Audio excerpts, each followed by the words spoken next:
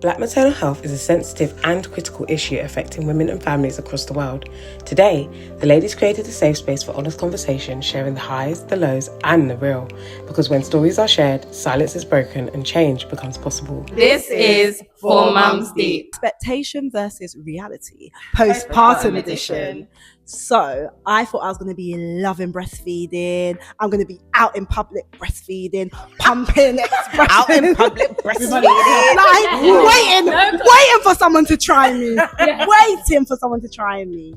But the reality was my daughter was severely tongue-tied and really struggled to latch on. And even when I introduced bottles to her, milk would literally stream out of her mouth. And because I was so fixated on putting on weight, because that was the worry, I was like, yeah, this is not making any sense to me. Did she get clipped? Yeah, she had to get it clipped twice, and they even said that she go again the third time. I said, hell to the no. I was also tongue-tied, but not that bad. But when the woman looked at my tongue, she was like, it can get snipped still. Snip. But no, thank you. So yeah, that's my expectation. It's reality. So I only breastfed for a couple of weeks, and I don't. In that moment, I was mad at myself, and that's why I felt like I failed at being a mum, which is a natural feeling a lot of mums go through. But now I'm so happy I made that decision because it was the right thing to do for me and for her. Yeah, 100%. I feel like I didn't expect my boobs to get that big. What? No, for real. No. And the spraying? No. The leaking, the size, just everything surrounding breastfeeding is actually such a unique experience. Like it's crazy. But I did not anticipate my boobs getting that big. Like I thought they were going to get bigger, but not like that. Yeah. No. Because really and truly, any mum of any size they're able to breastfeed. So why did mine do that? Sorry, Shannon's looking at us like we have the answers. I don't know. You don't have to have kahootas to breastfeed. You don't. The milk is like, oh, there's loads of space. No, and then the milk said. The milk said, I got loads of room. Do you know what I'm gonna do? More. No, I literally felt like a cow. Yeah. I did. Yeah. No one, breastfeeding, that's a whole book. Yeah. Mine is baby sleep or lack thereof. I have had, my toddler still doesn't always sleep, but I had an expectation that we would get to a certain point where my baby would be sleeping through the night. Normally after you get through a sleep regression at 4 months, they tend to sleep a bit better. My daughter never decided that she wanted to sleep through the night. We can laugh now. The sleepless nights that they talk about, it was just on a whole nother level. It's actually okay. A whole nother level. She's talking about And then some people have experience and they're like, have you tried a routine? Oh. Have you tried bath bottle and bedtime? I didn't think of that actually. I've tried it all. In fact, I've got an app. Magnesium. I tracked every single sleep, every feed down to the second, and she still didn't sleep. So that was my expectation versus reality. Please don't shoot me. Oh no! Here we go. Yeah, my boy's a lion, literally. But I would say my expectation and reality is the opposite. So I expected him not to sleep.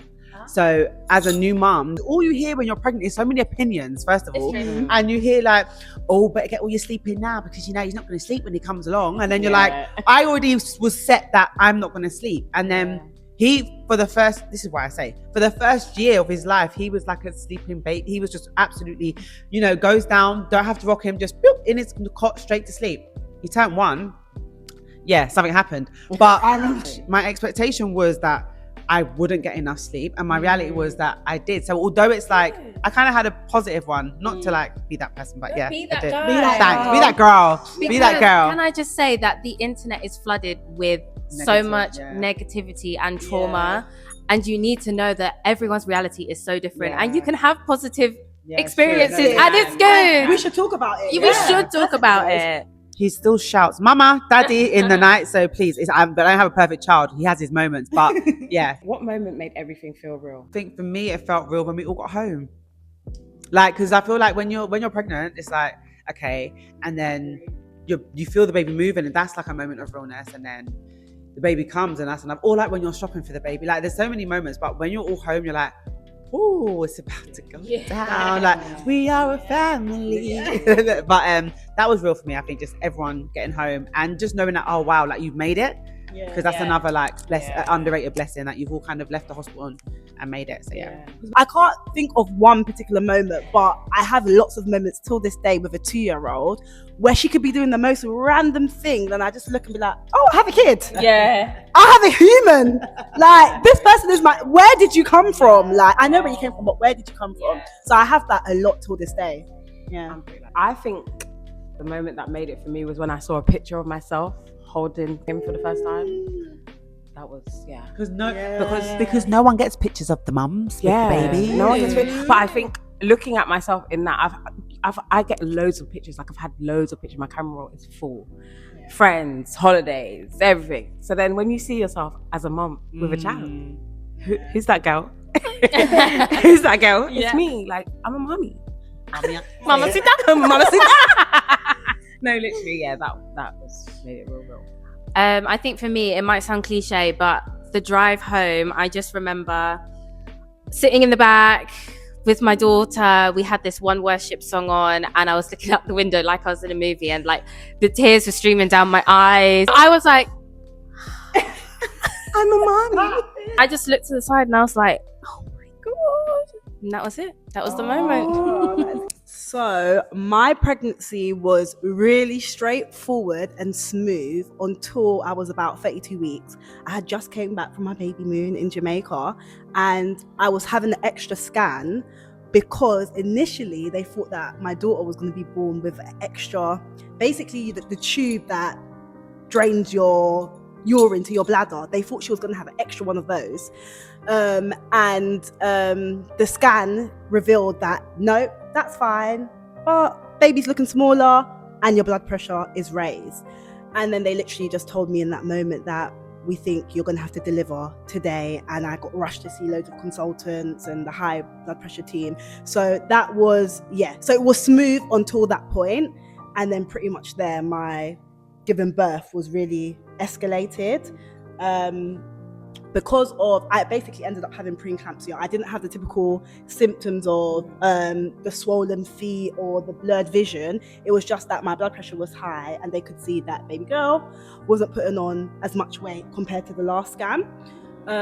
So I had to go in to the clinic because it wasn't the main hospital, 3 times a week to check baby's movements. At that point, I actually told work, sign me off sickness, pregnancy sickness. So I would go in 3 times a week. And there was one particular week where I actually went in I went in myself before the actual date that I needed to go in, because I felt like her movements had to slow down. And then when I got there, bouncing off the walls, as they do. And I was fine with it. And I thought, I'm going to go home. Yeah. Are you able to pack your bags and go straight to the hospital now? I said, well, you're lucky the hospital is up the road. And that's when I knew, like, okay, things are going to move quite quickly. I ended up being admitted into hospital. Long story short, I was there for a week, and then I gave birth.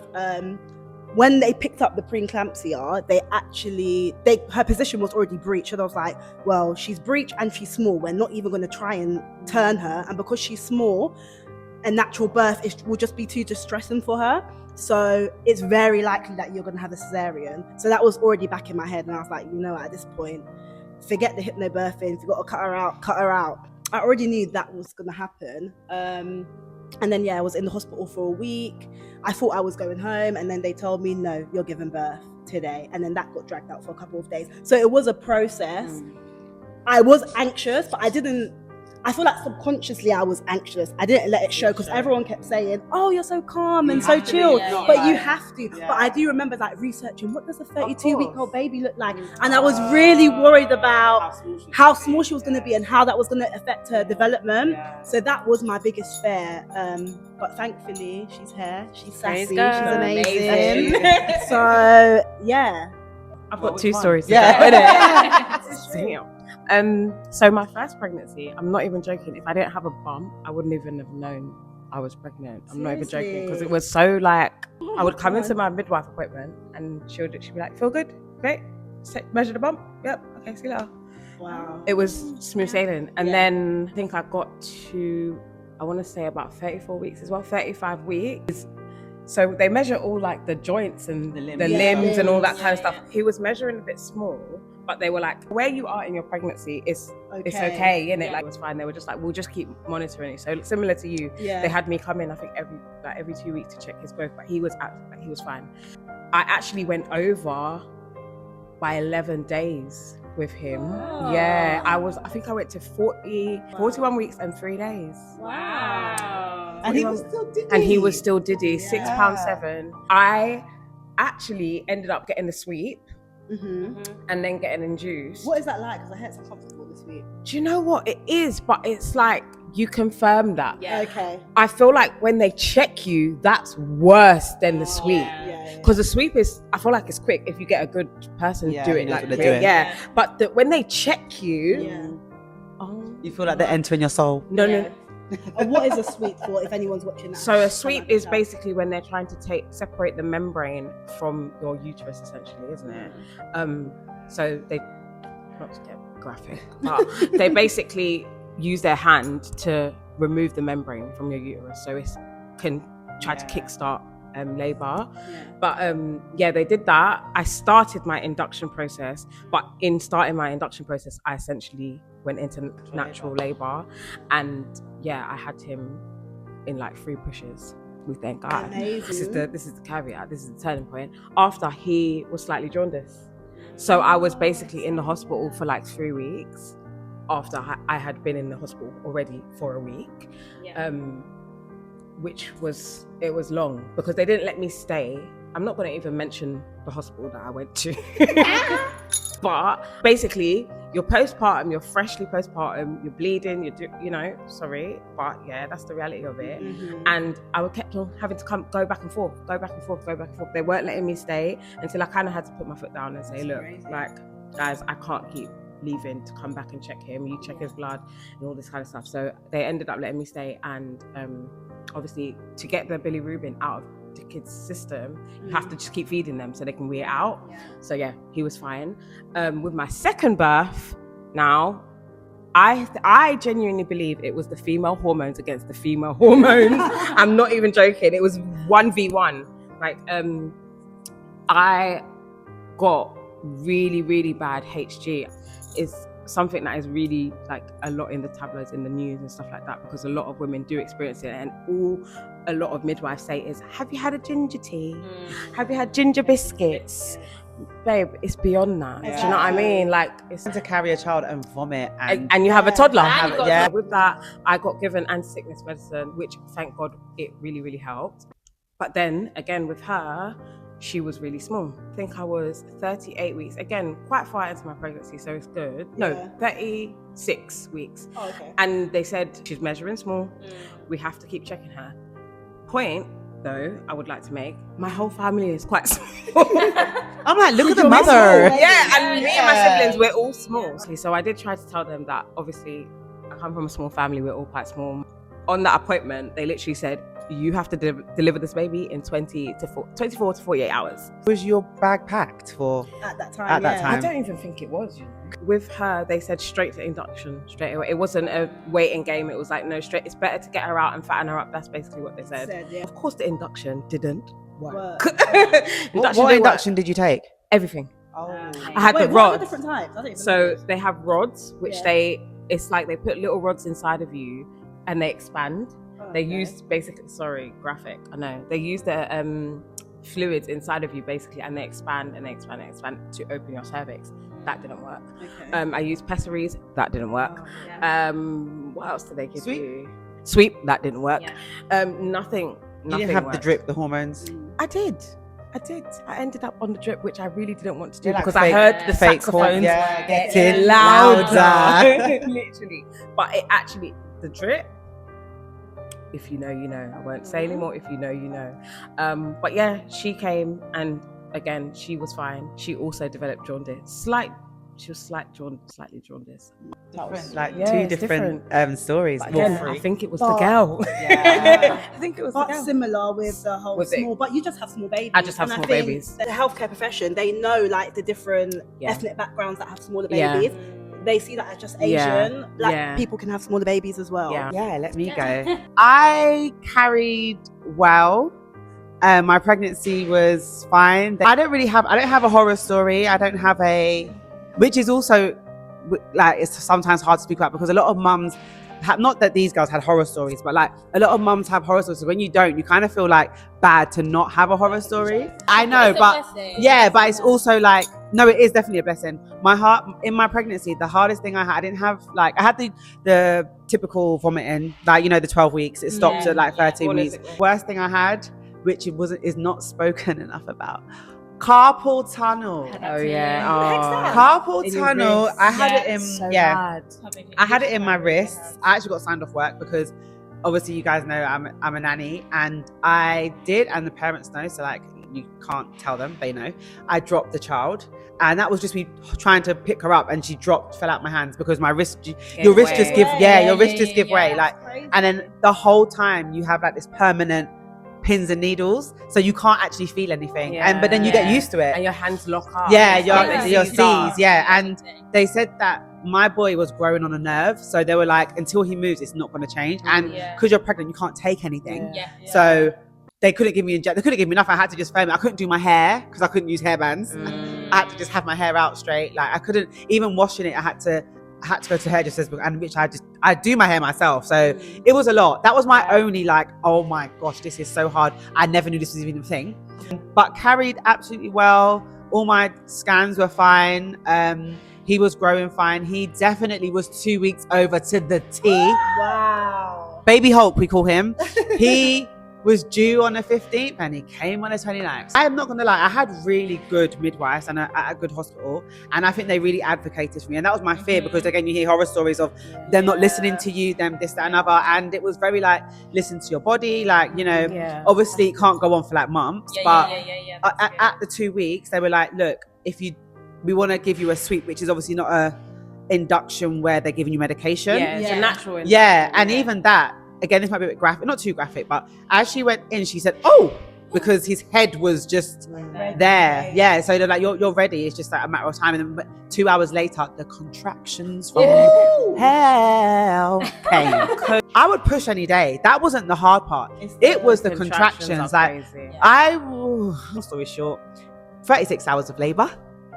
I'm a strong woman. I did have an epidural.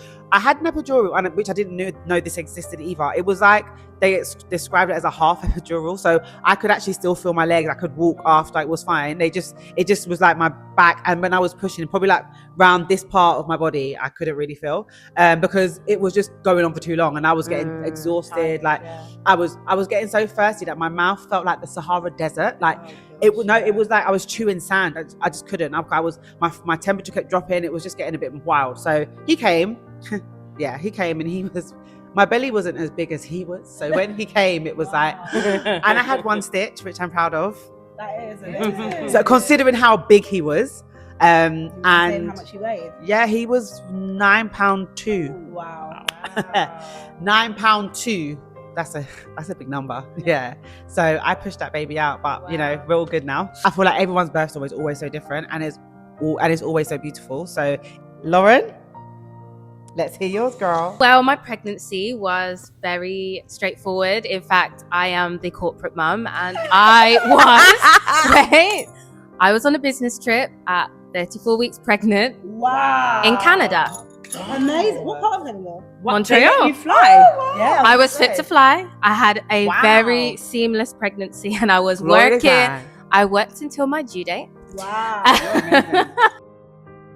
Yeah, I had a really beautiful pregnancy, loved the whole experience. My birth story was not necessarily the plan that I had in place. We went through many trials and tribulations, the induction.